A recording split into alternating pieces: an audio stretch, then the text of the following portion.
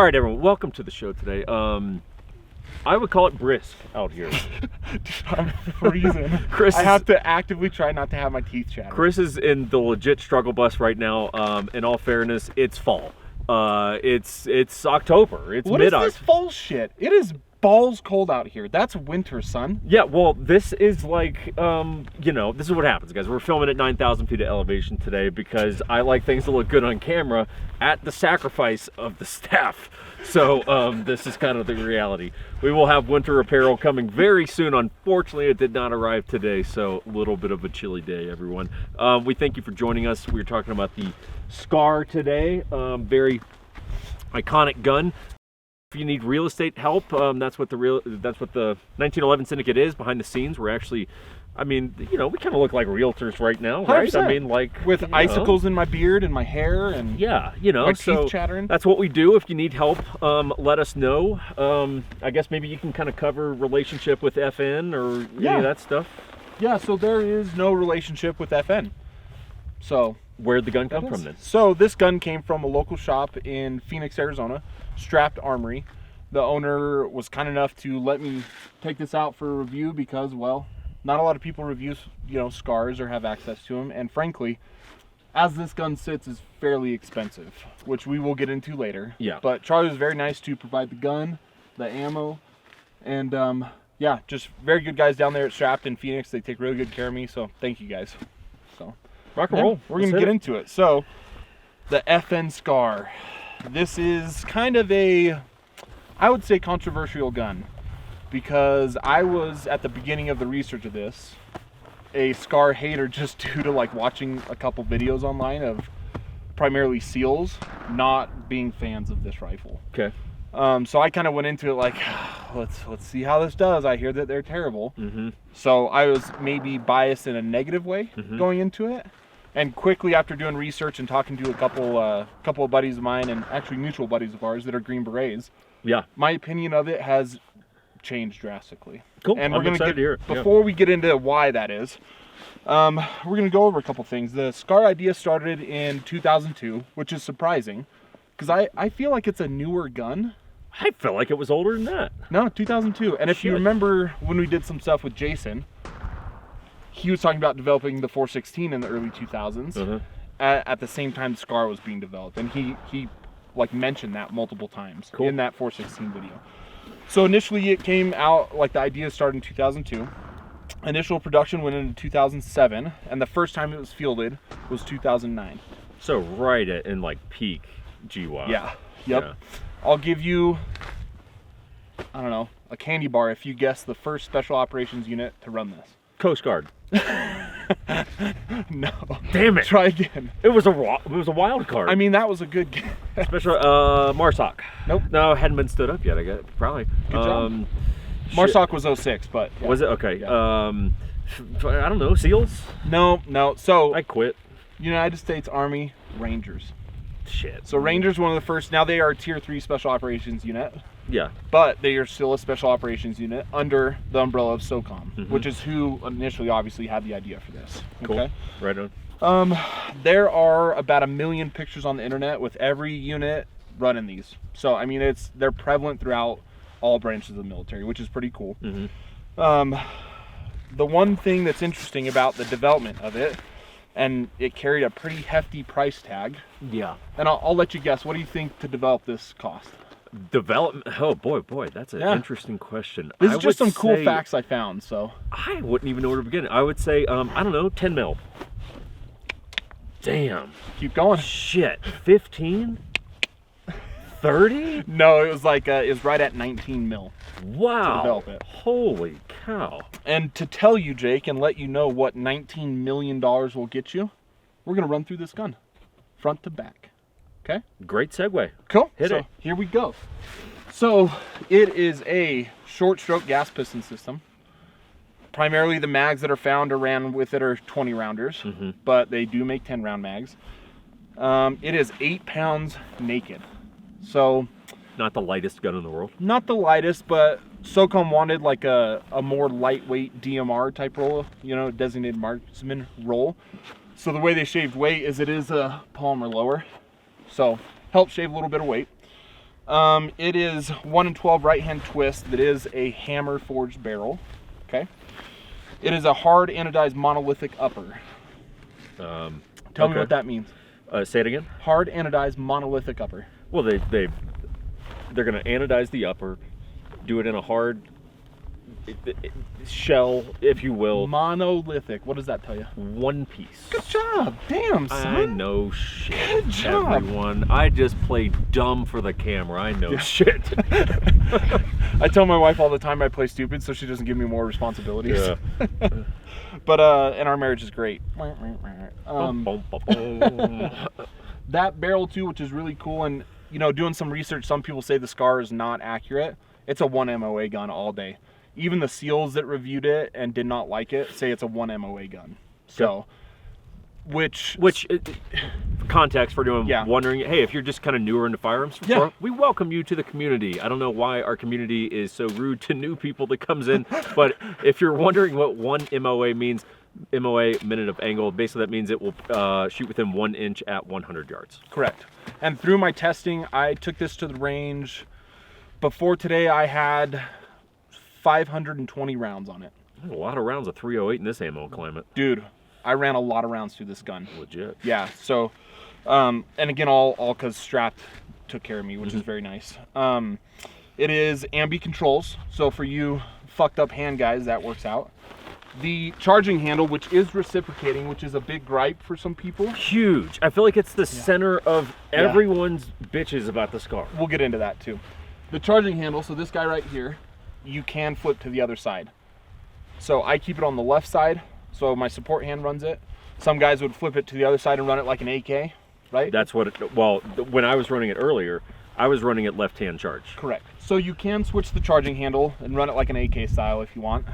You being a lefty, it's set up kind of that right now. Yeah, I was charging underneath. Yeah, where I just support hand, charge it, we're good to go. Okay. Which I got some other accessories on this that actually help with all that, which I'll get into here in a minute. Dope. It is it has a enlarged trigger guard here, if you can see. I mean, it's a pretty beefy trigger guard, so you can get gloved hands in there. Yeah, right now it looks weird because there's the bad lever. Yep. But yeah. It does have folding stock and can fire folded, which is awesome. And really, in most Pelicans and rifle cases, you got to fold that stock to store it in the case anyways, because it's just simply too long. Sure. It does take aftermarket triggers, and Geisley does make one. I don't have it in this one. I have shot a Scar with a Geisley while I was doing this, and I think it's a necessary upgrade if you're going to reach out at distance. Okay. Yep. If you're doing 500 in, 300 to 400 in, you're going to be fine. If you're reaching out 600, 700, 800, you're going to want a better trigger. Okay. So, cool. And I learned that firsthand yesterday because me and a buddy of ours, Gypsy Walters, we took his 20S out, which has that, and we reached out. I shot 630 meters with this yesterday. So, I'm proud of you. Pretty awesome. I am, fan. Yeah. I'm stoked. It's pretty cool. Yeah. So his had the Geisley in it? Yeah. Was it noticeably better? Noticeably different. Okay. Yeah, it took me about almost like 10, 13 rounds to hit on this. On his 3 rounds, I got impact, and I really do think it's because of the trigger. Wow. Okay. So cool. Pretty interesting. Can I ask a question? Yeah, go ahead. Because unless you're doing this later, but I'm curious where you had this zeroed. 100 meters. Okay. Yeah, and that has to do with that optic. It's a 1 to 8. And I'm going to get into what optic that is on this, but you zero that optic at 100 meters. Okay. All my buddies that I asked to, Greenberry buddies of ours, 100 meters. Okay. So without question, in fact, one of them said, 0 to 100, know your holds, fucking send it. Like, okay. Got it. Roger that. Cool. So getting into the price of this, the research I've done, you guys can do your own, averages low 3s to mid 3s. So 31 to 34. For a 308 battle rifle. Yeah. You know, I mean, I think it's fair. Shit, I spent $3,000 on ARs before. Knights? Yeah. Yeah. Right. Like, so okay. In 5.56. So. Right. And I know you're dying to know how I out-kitted this, or how I kitted out this hole. My brain is a little backwards because I'm cold. Don't worry, I get My goodness. I'm going to tell you now, because I'm sure you're curious, how I kitted this rifle out. Please do. So to do that, we're going to pull it down. Okay. Am I good here? Yeah, we're good. Let's go front to back. Sure. What is this again? CGS Hyperion K. Direct thread. So big fan of direct thread. Used to kind of hate on it because it's annoying, right? because QD is just so easy, direct thread's the way to go. In fact, I've direct threaded 3 rifles now. And I'm just going to leave them direct thread. Yeah, I know that statement will be controversial to some of you guys. Believe it or not, some suppressor companies even are like, dude, I direct thread everything if I can. Everything. And the owner of CGS, because I asked him about this can quite a bit, direct threads everything. Yeah, so. we will, I don't know when, we will have, I know we've got a few different CGS reviews that we're working on. We've got quite a few now I'm getting suppressor reviews that we're working on. So I know we'll have that Hyperion K and a few other things coming. So your questions will be answered. Cool. So moving from the suppressor down, we got an Atlas bipod. We got your Tango Down QD grip, which is great. I love these Tango Down grips. We got a Kahles 1-8 K18i in a spur mount. It's a Gucci setup. This is a Gucci optic setup, and the reason why we went with a very high-end optic on this is, if you don't know, SCARs are known to beat the shit out of optics. In fact, some optics have a SCAR-rated version. God, that's crazy. So it can withstand the abuse, as well as laser emitting devices for nods. They have SCAR-rated laser emitting devices because they are just known to beat the shit out of things. Yeah. Right around an average that I've heard is right around 1,000 rounds. It starts to just break the whole internal parts, and you have issues. Unreal. And I'll be candid. I was this Kahles optic is going to wind up going on a review gun that I'm about to start working on. At some point we will do a review on it. I was legitimately curious to see, like, dude, how is this thing going to do on a SCAR? Obviously they're very Gucci optics, so that is good to, it's good to know. I mean, it's a good testament. Yeah, and I mean, we had a phone call with Kahles, and we asked them, hey, this is going to be on a bunch of rifles, but first off, a SCAR, what do you guys have in your inventory that will withstand it? This is what they went without hesitation. So if anyone asked, that's what they told us. We're going with that. Yeah. Okay. I did skip a little something here. If you guys notice, most SCARs end right about here with their standard rail. This is an aftermarket Kinetic Development Group rail. Yeah. It is called the MREX, which stands for Modular Receiver Extension. And it looks great. Aesthetically, if you get a SCAR and you don't do this, you're wrong. Yeah. Without a doubt, because I think they look goofy as shit without this rail.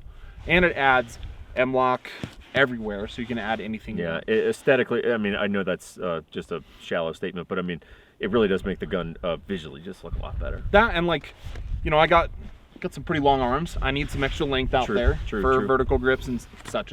So plus what that does, because again, we've already mentioned this, keeps my hand away from this guy anyways. So it's a win-win-win all around to get those. Okay. Go ahead. Well, I was going to ask that you may come back to it. So the complaints about the charging handle. Yeah. It would start to make some more sense that because of that shorter rail, your hand's coming a lot closer to that charging handle. You got it. Okay. And that's what usually happens is guys will grip kind of right in this area on that shorter rail and get that hand hit by just chewed up. Yeah. Yep. But again, with the extra length, non-issue. Cool. Okay. That's a that's a good tip, everyone, on the SCAR thing. We have your good tip. We have your drop the mag, Parker Mountain Machine bad lever for the SCAR. I always forget to use bad levers because I'm just not used to them. I think with some more training, this would be a great feature and really helps just run that gun a little bit quicker. Yeah, so a lot of people love them. Yep. And that's it for all the accessories I got on this. Oh, well, I guess we got a LaRue grip here, which those run, dang, I didn't get it. They're like $19. Yeah, 20 bucks. Yeah. Yep. So total, how this is set up, and I've added all the prices up from different various websites, so if anyone gets mad at me, did a lot of research on this. As this gun sits right here, you are coming in at right around $7,600 to $8,000. It's not a cheap setup. That said, I don't think it's ludicrous. I mean, you got a $2,000 optic. Yeah, I mean, this optic alone is $2,500. Right. Okay. So I mean, you know, it's about what I'd expect. Yeah, yeah. KDG rail is like $250. Suppressor obviously right around a G. Bipod $250. The stubby grip $100. Bad levers $100. Grips $20. So if any of you guys get mad at the prices that I quoted and say they're not accurate, sorry, they are accurate. Did a lot of research on it. Yeah, go find better prices. We're gonna get into and kind of go back to SOCOM and some of the testing standards that I found on this. And in fact, you're gonna hold this now so I can warm up my hands. So one of the tests that I found was 15,000 rounds, and within that 15,000, They wanted 1 malfunction per 2,000 rounds. 1 malfunction per 2,000 rounds. Okay. They had 2 rifles that they did the final testing on. Both of them went to about 3,060 rounds per malfunction. Okay. On an average. Okay. Of that 15,000, half were shot full auto. Shit. And 25% of those were shot suppressed. Okay. So I did the math on that because I'm not good at math. Let's see here. I didn't do that math. I apologize. What's 25% of 15,000? Cool. Do that math, guys. Half would be 7,500 full auto.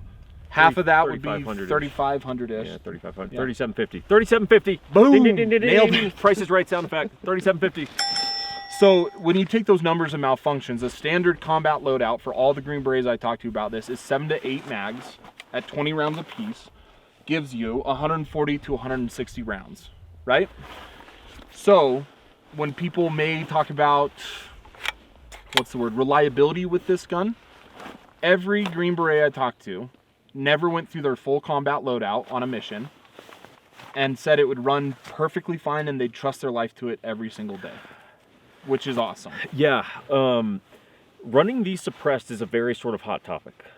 Yeah. Like controversy. Like, look, straight up, to my understanding, if you run more than 1 or 2 different types of suppressors on your SCAR, you void the warranty. Yeah. Yeah. Which is pretty crazy, actually. Yeah. I think OSS is recommended. Mm-hmm. It seems like the Hyperion K is actually doing very well. I think it's doesn't seem like the guns had an issue with it. So yeah, anyway, back to what you're saying. No, you're fine. So, when talking about that reliability with malfunctions and yada, yada, yada, in one of the videos I watched on a couple SEALs, they said that they had malfunctions with them left and right. The 3 Green Berets I talked to, who all deployed with them from multiple combat rotations, had 0 issues. Okay. Now, here's the caveat to that. In the video with the SEALs, it sounded like they were running it in more of a CQB type setup instead of a DMR setup, designated marksman rifle, which is what that gun was designed for.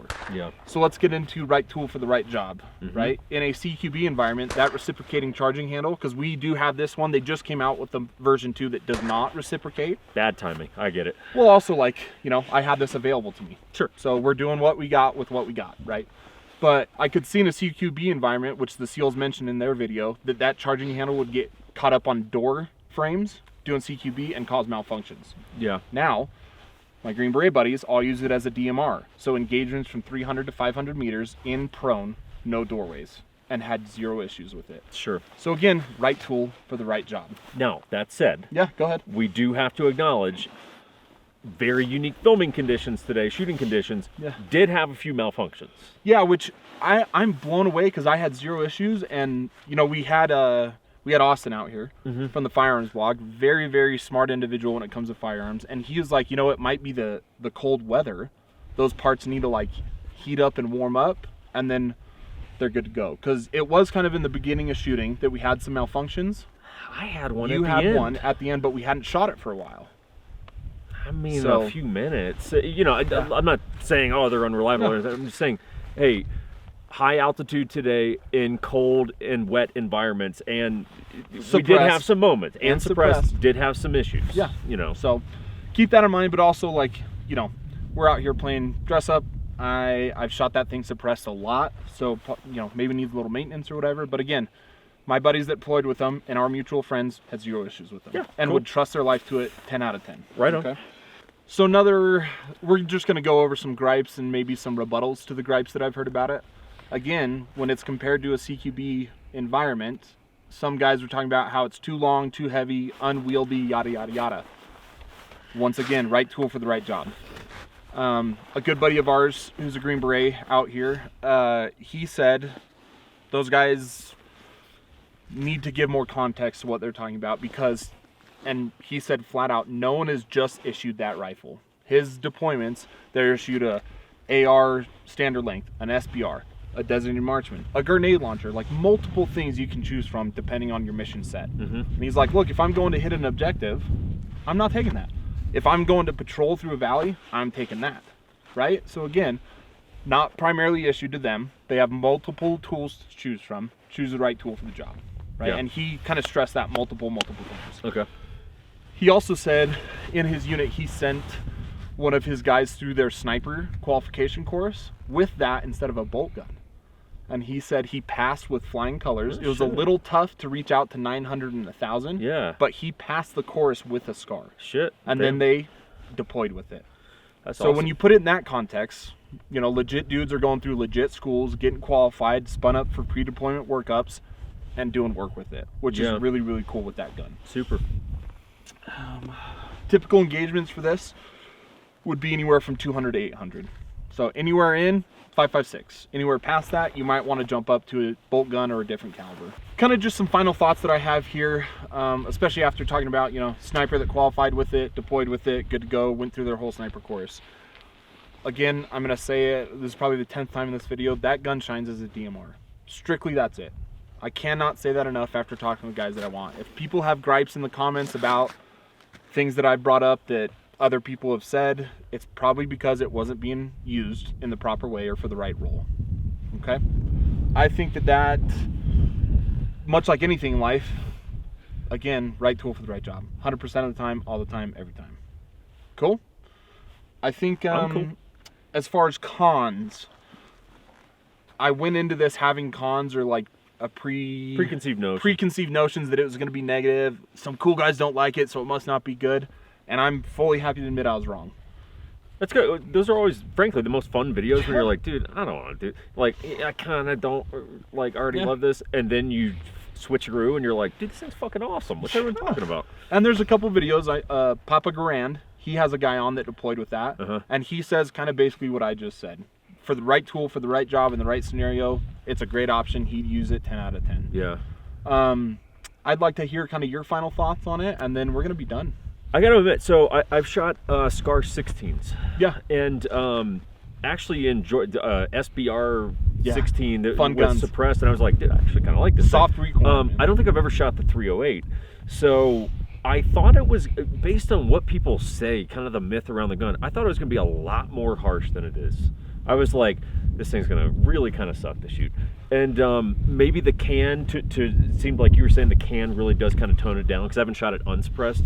Yeah. And I'm like, I mean, what are you bitching about? Like, it's not a harsh gun. Hell, a CZ Scorpion recoils harder than this. Everyone's gonna be so angry. They're gonna be so angry about that. But it kind of does, though. Which here's something interesting, and people that are smarter than me may tell us in the comments why. When I was just shooting that with the brake on it, man, I'd have a headache after the range. Yeah. Because of the concussion mostly, but you would think the back pressure and everything would make it recoil more violently, and it actually is, probably because that concussion is gone, more than pleasant to shoot. Yeah. I've had a really good time shooting it. It is on my list, probably like number 10 or 11 of guns that I do want to own someday, because I think it does fit a very niche role and shines very well in that role. So that's all I got, Jake.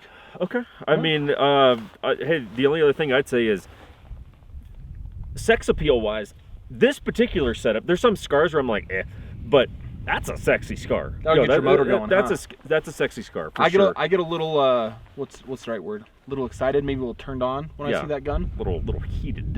Yeah. Which right now would be, we're gonna turn the heaters on. I'll take it. Any heat would be welcome. I think it's a very visually, aesthetically appealing gun. It just looks kind of space gun-ish / beat the shit out of things / like that gun probably will just go to work.